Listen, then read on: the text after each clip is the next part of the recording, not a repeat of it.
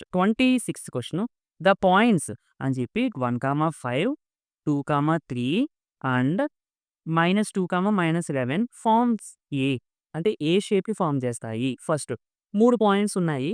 ఇక్కడ సెకండ్ ఆప్షన్‌లో చూసుకుంటే పారలెలోగ్రామ్ ఉన్నదండి. పారలెలోగ్రామ్ అంటే కంపల్సరీగా 4 పాయింట్స్ ఉండాలి. ఎందుకంటే దానికి 4 వెర్టిసెస్ కదా!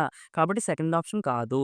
థర్డ్ ఆప్షన్ కూడా స్క్వేర్ ఇచ్చారు. స్క్వేర్ ఫార్మ్ అవ్వాలన్నా గాని 4 వెర్టిసెస్ ఉండాలి కదా! కాబట్టి ఫోర్త్ ఆప్షన్ కూడా కాదు. థర్డ్ ఆప్షన్ కూడా కాదు. ఇక అయితే ఫస్ట్ ఆప్షన్ అవ్వాలి. లేదంటే ఫోర్త్ ఆప్షన్ అవ్వాలి. సో, ఈ రెండిట్లో ఏదో మనకు తెలియాలంటే ఇవి కొలీనియర్ పాయింట్సో కాదో చెక్ చేయాలి. కొలీనియర్ అంటే ఒకే లైన్ మీద ఉండేటువంటి పాయింట్స్‌ని కొలీనియర్ పాయింట్స్ అని చెప్తాం. ఒకవేళ ఈ 3 పాయింట్స్ ఒకే లైన్ మీద ఉన్నాయనుకోండి, ఇవి ఆటోమేటిక్‌గా ట్రయాంగిల్‌ని ఫార్మ్ చెయ్యవు. ఓకే. అంటే ఇప్పుడు మనము ఇది కొలీనియరో కాదో చెక్ చేస్తే సరిపోద్దన్నమాట. అంటే స్లోప్స్ ఫైండ్ ఔట్ చేయండి సరిపోద్ది. ఫస్ట్ 2 పాయింట్స్‌కి స్లోప్ కట్టండి. స్లోప్ ఫార్ములా ఏంటండి? y2 - y1 x2 - x1. అంటే యాక్చువల్లీ ఇది 10th క్లాస్‌లో లేదు ఈ కాన్సెప్ట్. అందుకని మీకు సింపుల్‌గా నేను చెప్పేస్తున్నాను. సో, ఫస్ట్ ఈ రెండిటికి స్లోప్ కట్టండి. y2 - y1 3 - 5 x2 - x1 2 - 1.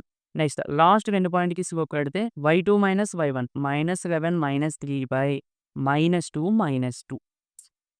Okay.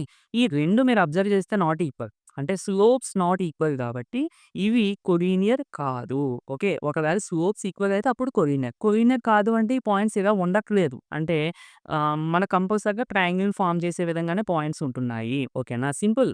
Collinear points అయితే ట్రయాంగిల్ ఫార్మ్ చేయవండి. కొలీనియర్ కాకపోతే కంపల్సరీగా ట్రయాంగిల్‌ని ఫార్మ్ చేస్తాయి.